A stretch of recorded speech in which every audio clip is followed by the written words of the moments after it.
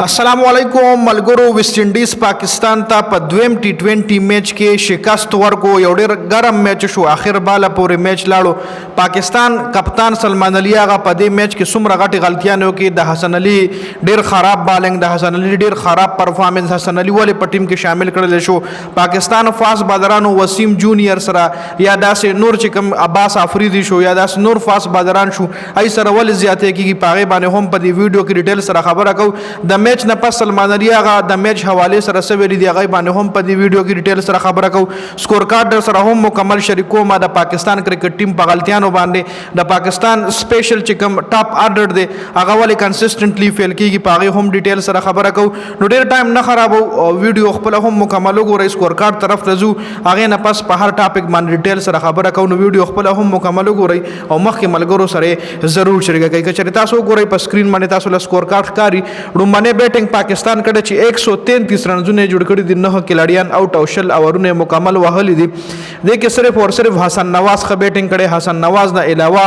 ټول بیټسمنان د پاکستان فلاپ شوی دي کټاپ آرډر تاسو وګورئ سایم ایوب 9 بال 7 رنونه صاحبزاده فرحان 7 بال 3 رنونه فخر زمان 19 بال 20 رنونه محمد حارث 6 بال 4 رنونه آغا سلمان 33 بال 38 رنونه کچره دا د آغا سلمان په ځای بابر اعظم و هغه 33 بال 38 رنونه جوړ کړي وي نو نن به تاسو په میډیا باندې کتلې وا چې د بابر اعظم مخالفینو د دې میچ نه سمره غول ویخل سمره بابر اعظم پسې بلګیاو جی حسن نواز 23 بال 40 د پکې زبردست اننګز کړی دی نه علاوه نور محمد نواز 6 بال 2 فهیم اشرف پړمبني بار باندې آؤٹ شو حسن علي 8 بال 10 شاهین افریدی 5 بال 2 سفیان مقیم 1 بال 1 ډیر کم رنونه پاکستان کړي سپیشلی په پاور پلی کې پاکستان 6 اور 24 رنونه جوړ کړي او 3 کھلاڑیان یو په پاور پلی کې خاله ویسټ انډیز د طرف عقیل حسین 4 اور 16 یو وکټه زبردست بالنګ جیسن هولډر فاست بالر دی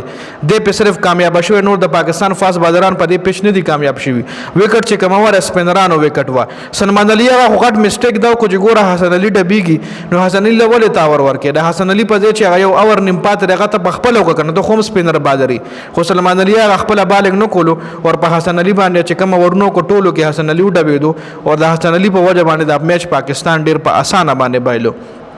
خا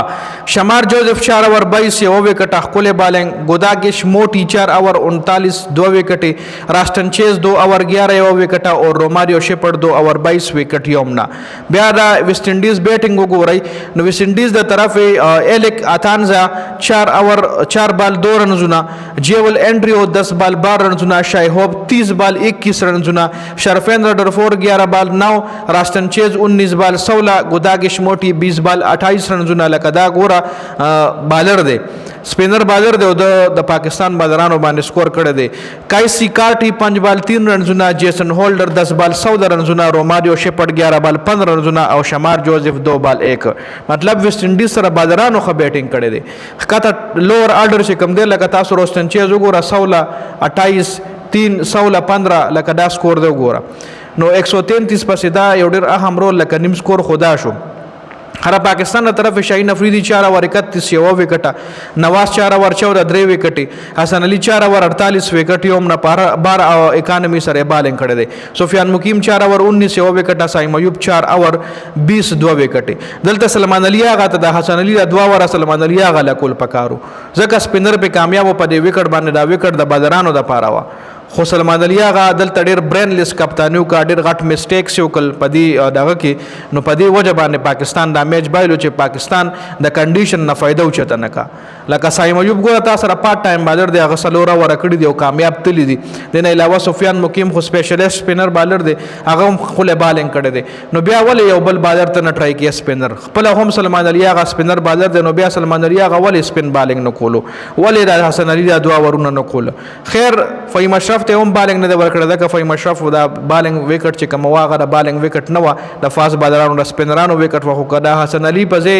2 ور فهیم اشرف کړو یا یو اور پاک سلمان علي هغه کړو یو فهیم اشرف کړو نو دا میچ نورم د پاکستان د پاره اسانه دی شو نو غټه غلطي چې کوم و د سلمان علي هغه کپتان سیب دا کړو خیر په دې ویډیو کې دا مکمل سکور کارډو د ویډیو کتلو زیاته مننه والسلام